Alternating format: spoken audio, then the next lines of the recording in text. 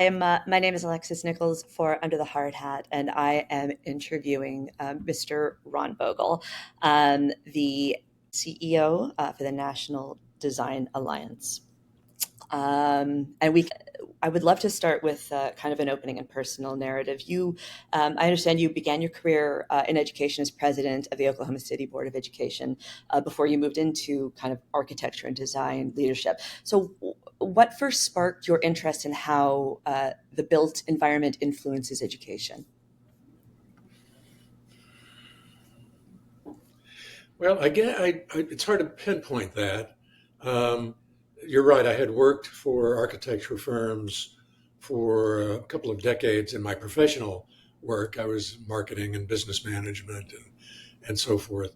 So I was intimately familiar with the architecture profession, knew a lot of architects, and really could see the sort of impact that great design can have on families, communities, so forth. Um, I was recruited to run for school board in Oklahoma City. My children were school age, and I thought it seemed like a good civic duty. Um, had I known what I was getting into, I might not have done that. But um, what do they say? It's like learning how sausage is made. Yeah. It's uplifting in some ways, but and it tastes good, but it's ugly to look at. That's not a very good line. I think probably there was a stark discovery, and that was um, that our buildings in the Oklahoma City schools, we had 96 school buildings, and we had not been able to successfully pass a funding initiative for decades. And so the buildings were quite literally falling apart. Uh, we were beginning to use education funds to repair roofs and replace windows. Um, and so we had an analysis done of the deferred maintenance costs. And if we had passed bond issues every year for the next 15 years at that time, we would have been able to bring our buildings up to um, to a standard that was safe and secure, but not by any means innovative and exciting learning space. And that was when I and others came to the realization that we had to do something dramatically different in order to get out of the facility fix that we were in. So a group of us put together a kind of a bold plan, and we formed a partnership with the city of Oklahoma City. The mayor at the time was a former school board president from a neighboring town, so he understood the issues. And we created a very innovative funding strategy that allowed us to raise nearly $1 billion to either renovate or build new every school in the district. And that process, we had dozens and dozens of town meetings with parents and with neighbors and others to try to create some excitement. And what we found in that process was people got excited about thinking about design and thinking about, what could we do differently in our new buildings that we can't do now? And so the idea of the design process, of design thinking, of that creative engagement really got people turned on. And so that's where I really began to see that design was more than just about creating buildings. It was about creating community. It was about creating a singular vision that people could share. Even about sharing hope and aspirations. Design has all of that kind of built in addition to being a very practical, literally brick and mortar enterprise. So we created a lot of community excitement and went about transforming Oklahoma City by rebuilding its schools. And after that, I was recruited to become president of the American Architectural Foundation. And it was really because of my discovery of the marriage of community development and design. And that really was at the heart of the mission for the American Architectural Foundation. So I packed up my bags and I moved to Washington, D.C., and was there from 2002 until about 2018. And I'll You've answered my initial question about Oklahoma City, which kind of had its own history of resilience and reinvention, and kind of how that shaped your perspective on schools. But for readers who may not know your work specifically, could you maybe talk a bit about the mission of the National Design Alliance and how Reimagine America Schools fits into that larger Sure. vision? So I was president of the American Architectural Foundation until 2018, and we had done a lot of great work. Uh, we launched a program called Great Schools by Design, and it really was about, at the time, it was really about responding to one issue in particular, and that is when a community has funds to build or renovate a school, so much of the time, the school that they renovate or build new is 30 years old the day it's open because often they're using ideas and strategies that um, are dated. And so our goal with Great Schools by Design was to at least give people, school districts, school boards, superintendents, an idea of what contemporary thinking around school design involved. But as we moved along, and this will lead to answering your question about the National Design Alliance, we began to see design as an important tool to support educators that were interested in innovative educational strategies, but they were still trying to uh, introduce those strategies in buildings that were built around the traditional classroom hallway kind of design, like makerspace and other kinds of creative and innovative learning and teaching. Um, uh, so we created, out of Great Schools by Design, we created a program called Design for Learning. And we began to really focus on the role of design in support of innovation in education. We got a major Gates grant to support a national initiative and really learned a lot about how to bring change to mostly urban public education. Um, I left the American Architectural Foundation in 2018 and launched a new initiative called the National Design Alliance. Um, we were funded by the Schmidt Foundation out of Washington, D.C., Eric Schmidt's foundation. And so we carried on that tradition that we'd started at the American Architectural Foundation. And within the National Design Alliance, our primary program was Reimagine America Schools. And so we've been working since 2018 around the idea of engaging change ready educators and give them the tools to help them support new ways of teaching, new ways of learning. I love that. And I love how you describe schools as community hubs.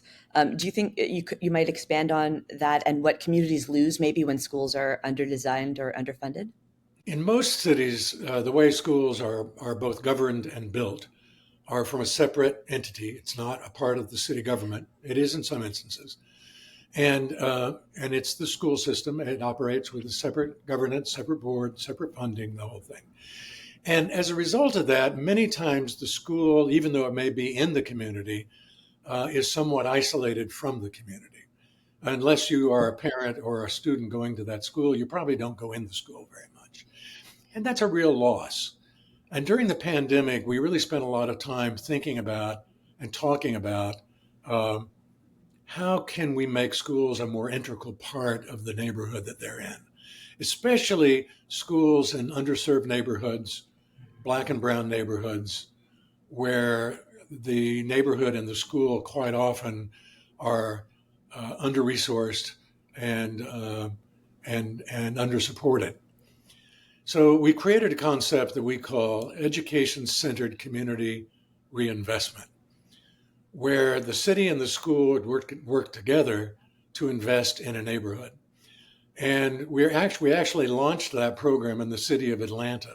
For the last 3 years, we've been working with the Atlanta Public Schools and the mayor of Atlanta on an initiative to rebuild 6 neighborhoods in the city. Of course, the mayor's office is taking the lead, and we've been supporting the idea of how do we bring the school system into that conversation, and how can we Um, how can we help support the city of Atlanta's ambition to build neighborhoods and schools as a singular entity rather than piecemeal?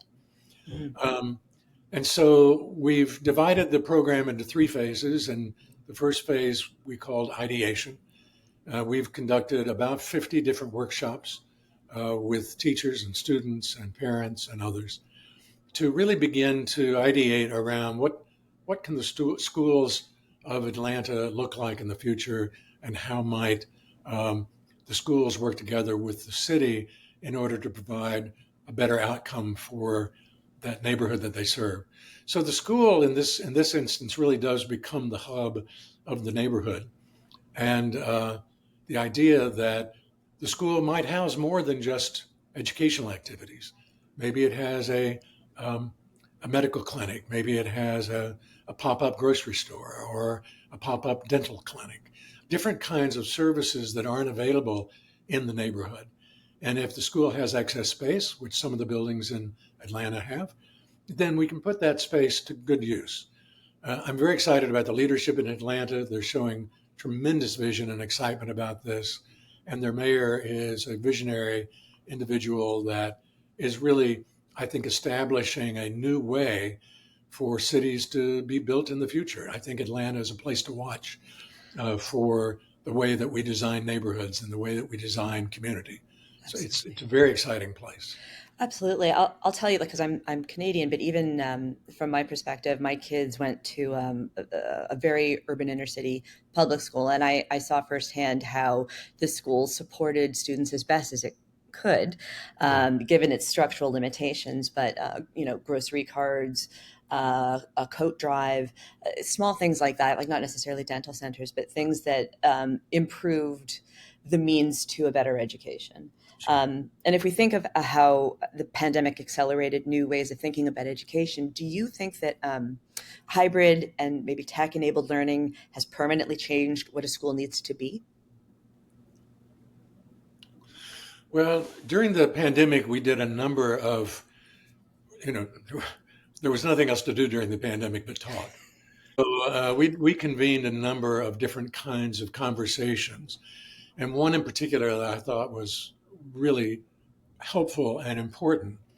And by the way, I believe most of this is on our Reimagine America Schools website. Um, The oh, art. but it put together a conversation between educators, technology experts, and architects.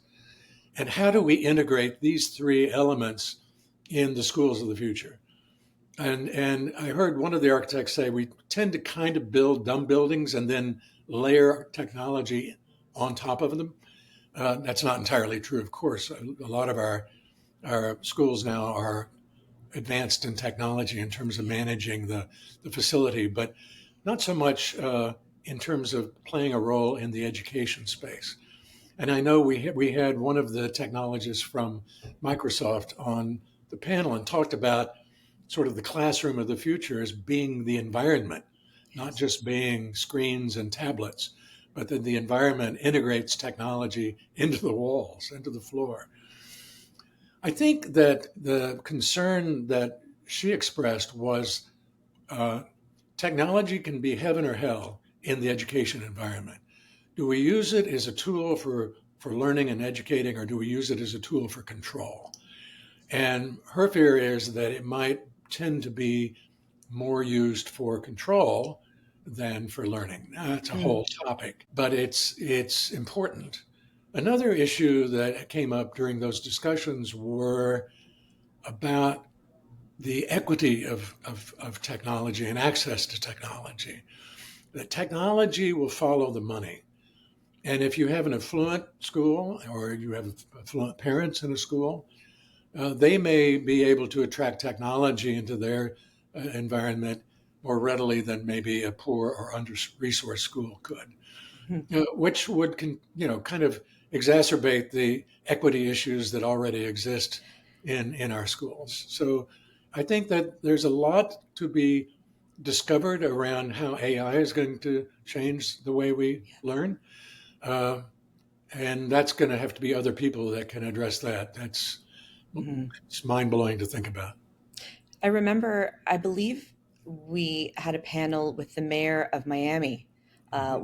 when I worked with you, and he talked about Wi-Fi being as essential as water or electricity Right. in order to kind of shorten that or close that gap, so that you don't have poor or underserved students doing their homework on an old iPhone 13 and a McDonald's because it has Wi-Fi. So um, very, very compelling Yeah.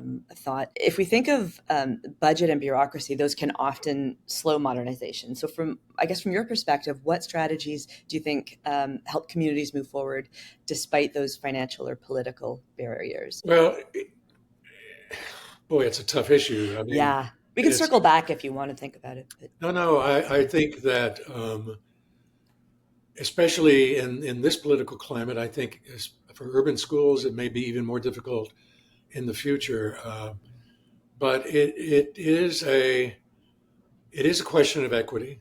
mhm, Um, Many of our cities are still significantly segregated in terms of geographical um, separation, or worse than that, many of our urban areas and metropolitan areas, uh, people back during various times in recent history, people who had the means of being able to leave the urban school district went to the suburbs or went to the parochial schools.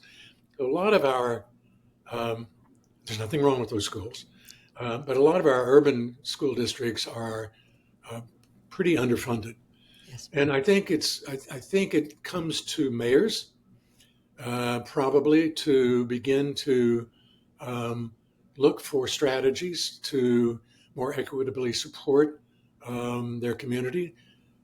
School children and their parents are citizens. They're not just um, patrons of the school building. So there are some massive challenges in cities, and that's one of them. But access to technology, as you mentioned, access to transportation is so important. Mhm. Um, Access to services.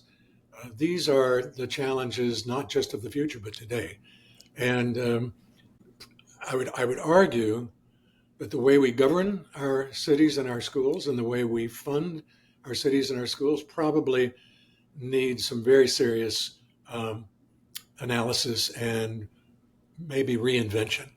Yeah, Um, but again, that's a topic that there are people far more expert than I. I do believe, though, that there's a role for the architect. Um, absolutely. the it's difficult to persuade a client, in this Yes. case, a school district, that they need to change if they don't feel like they need to change. That's difficult. Yeah. And but if you encounter, as speaking to architects, if you encounter a change-ready district, a district that's looking for innovation, you have an opportunity to bring ideas rather than building a building that's been built the same way for the last 100 years. Um, Absolutely. I like the term that you use, change ready. I think that's central. In terms of maybe that architectural or that construction lens, how do you see their role in creating schools that aren't just functional, but maybe inspiring for students and change ready teachers? Unfortunately, lots of times teachers don't have as much influence as school boards and Mm, superintendents and deputy superintendents. Well, I think most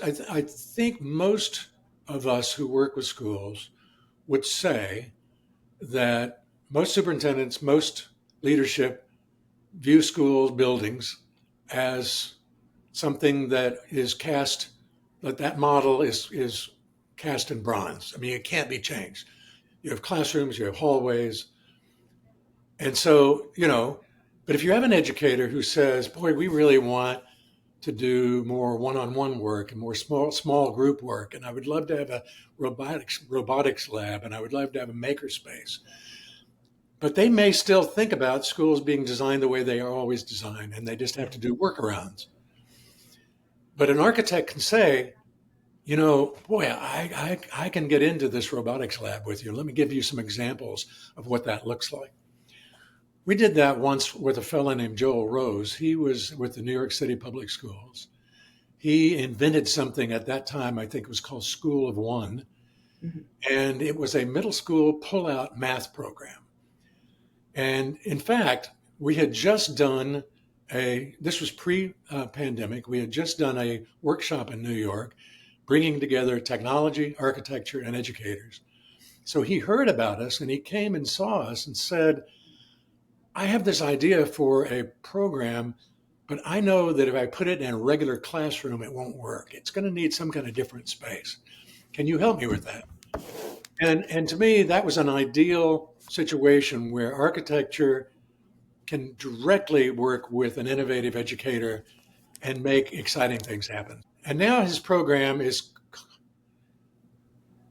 got a different name now. Can I just look it up You can real get quick? back to, yeah, absolutely, 100%. Or would it be better for me? Hmm. While you're Uh, searching, I will also tell you that in the time since we've worked together, my youngest was diagnosed with inattentive ADHD, but we didn't know. And it took about a year and a half to 2 years before we actually got a formal diagnosis because he was in a classroom of 30 other kids. And like you said, they're sitting in desks facing the front, and they just thought he wasn't applying himself. If I hear that line one more time from an educator about any child, I'm going to scorch the earth. his program now is called New Classrooms, New classrooms. and he has uh, he now, in addition to, let me rephrase this. He now has school sites across the country, but the original plan was not a regular classroom, and it's continued to evolve over time. But that's a great example of how architects and educators can work together to Hmm. create innovative space. And this phrase has been around a long time, uh, but it still works. Form follows function, Hmm. and if you allow the what's going to go on inside of the building to influence the shape of the building itself, then that's important. Yeah. But form, it's not always design doesn't always follow innovation. Sometimes design leads innovation. Sometimes it's the designer who helps the educator think more creatively than he or she might otherwise. Yeah. Um, I liked what you were talking about before too about STEM, STEAM, maker spaces, and I guess soon uh, AI is going to break open those floodgates. They all require flexible spaces. So, if we think about the design principles, what do you think are some of the design principles that our architects, engineers, construction teams could prioritize to support these seismic shifts? Yeah. Anybody that's been around the education field and architecture knows about the open classroom of the 1970s. And, good, bad, or otherwise, it got a bum rap. Mm. Um, and it may have been because there was not as much interaction between the educator and the architect as perhaps there might have been.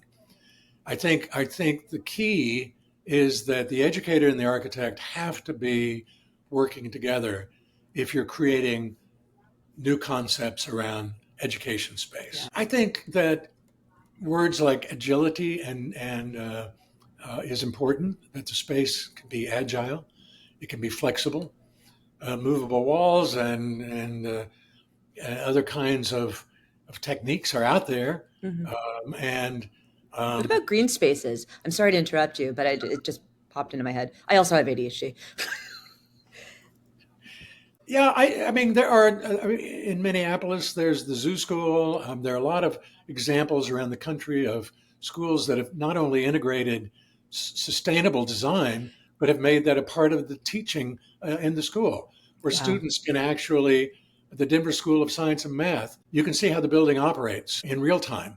There are schools where they monitor the rainfall and they monitor the water usage, and so the measuring tools are a part of the educational experience. Hmm.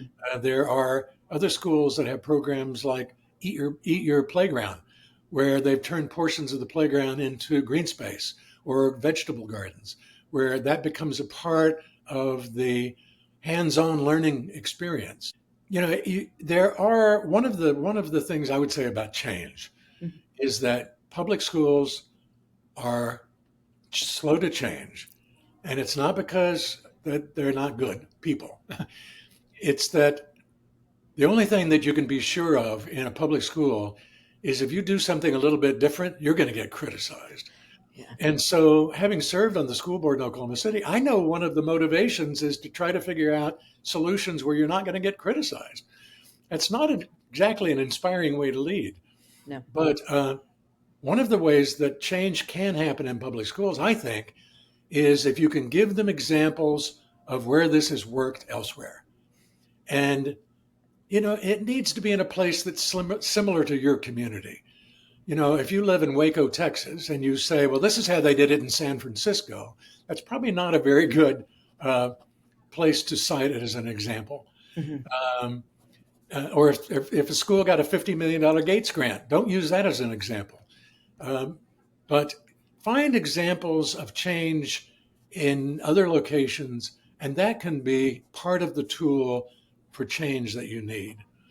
Um, People have asked me, how do you lead change in public schools? And it is tough because they can be calcified bureaucracies that Hmm. find change very difficult, find change threatening.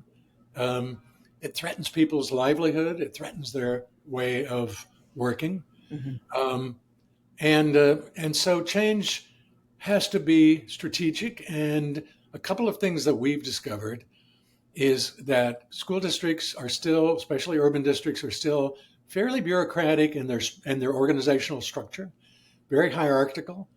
And so the superintendent is key. Um, if you have a resistant superintendent, it's going to make change difficult. But getting the superintendent on board, or getting his or her like deputy, as long as the district knows that that the superintendent's office is behind this change, huge difference. Hmm. And um, and it's very important to not bypass that. And it's very difficult in a school system to work your way up, like starting with a teacher or starting with a principal and trying to work your way up in the organization. It's very difficult. So, Hmm. um, and I know that many architects who have spent their careers working with districts have learned their own ways of engaging districts and introducing uh, innovation and change. So, but it's important to recognize that there's got to be some internal uh, massaging uh, if you're really trying to introduce some new and bold vision into a district. For sure. I know you've described Reimagine America Schools as like a national movement. So to that end, what does your vision for what success looks like in, let's say, 10 years from now? So I don't think our philosophy changes, and I think that we are a nonprofit funded by third parties. Hmm. So right now, the Siegel Family Endowment out of New York is funding our program. Um, our partner there is Josh Elder, who is the VP for grants. Hmm. Great guy. He's an educator, so he gets what we're doing. So when we go into a community, it's at no cost to the district, no cost to the city, and that lowers the objection a lot. Um, and so we provide pro bono advisory support. If you're an architect, you might think of us as helping prepare the client to be a more informed client, to make a better client for you, the architect, when they hire you to actually do the work. We are an ideation group. We don't actually draw or create design documents or construction documents, but really operate more in the idea realm. We mine for opportunities to innovate and to present innovative ideas. Have you thought about this? What about that? And in a way, we have nothing to lose because we don't really have a contract. Hmm. So it gives our volunteer teams, and by the way, our teams are made up of volunteer architects, generally architects, who come in and spend a few days with us in in these design charrette workshops. So I think our bias is toward action. Our bias is toward practical, implementable strategies. And I think that there's always a need for that because, look, I was a local guy when I was a school board member. I didn't know what was going on in school construction around the country. And it would have helped me a lot to have had an opportunity to sit down with some informed architects and just have a chance to brainstorm with them and ask them questions. And what do we need to know that we don't know? Because as a local board, we may not know what the latest thinking is. And that is one of the reasons why, as I said earlier, sometimes you spend $100 million on a new school that's 30 years old the day it's open, just because the ideas that were used were not the most contemporary thinking about school design. And I'm not even talking about innovation. I'm just, kind of thinking about contemporary ideas and how they can serve to support education in any given community. I think that's great. So to that end, if you could issue one big challenge to cities, mayors, bureaucrats, design firms across the country when it comes to school design, what would that challenge be? Engage innovative thinkers. Don't try to solve the problems of our schools and our communities using 1950s solutions. We've been building schools and communities and neighborhoods the same way at least since World War II, and it's not working. Um, and so look to communities where innovation has happened. I think a great example of innovative leadership is Joe Riley in Charleston, South Carolina. Mayor Riley, saw his job as being the main urban planner for Charleston. And he used design and construction as a part of his leadership portfolio. I know other mayors have done that as well. Former mayor of Chicago, Richard Daley, huge into design as a tool for improving the quality of life for folks. Mm-hmm. Mayor Nutter in Philadelphia also saw it the same way. A number of mayors have offered innovative leadership and have seen the design of the physical space in their community as one of the ways that you move a city to a more equitable place.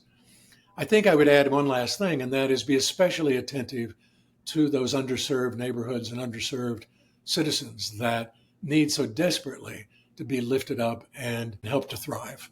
Yeah. This last question is kind of just for my curiosity. It may or may not go into the interview, but I want to know, when you imagine like the perfect 21st century school, what does it look like, feel like, sound like when you walk into it?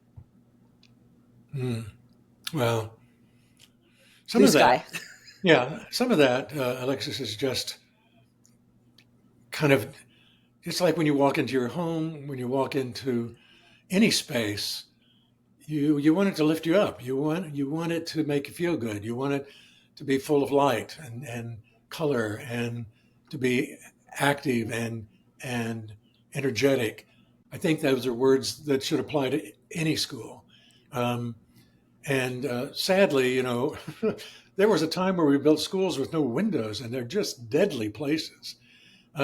So access to nature, being able to see not only out of the building, but to see through the building by not just having walls, but using other kinds of methods to open that space up. I think that it doesn't do any good to build an innovative space, on the other hand, if you're still using the teaching methods of the last century. But what a tragedy if you're trying to use innovative teaching methods, but you're forced to operate in a 20th century style school, Yeah. and you spend all of your energy just doing workarounds. So I think kind of understanding and leaning into the future when you think about designing a school space. What can this space do for us that we can't currently do? How can we maximize and enlarge the learning experience other than just passive learning with the teacher lecturing in the front of the classroom? How can we maximize the space that we have? How do we open that up to help enrich the community, and vice versa? How do we help enrich the community by being an active member of the community? So I don't know that there is a single way to describe the quote school of the future, but I can say one thing. It probably doesn't look like the school that was built in 1920. Yeah. And sadly, a lot of our buildings built today are still using that exact same model. So, Is it true, by the way, that schools were in the States were originally like they looked like factories because that's essentially where they put children during a work day? Like, is that it feels very is that do I have that right? I should check my yeah, history.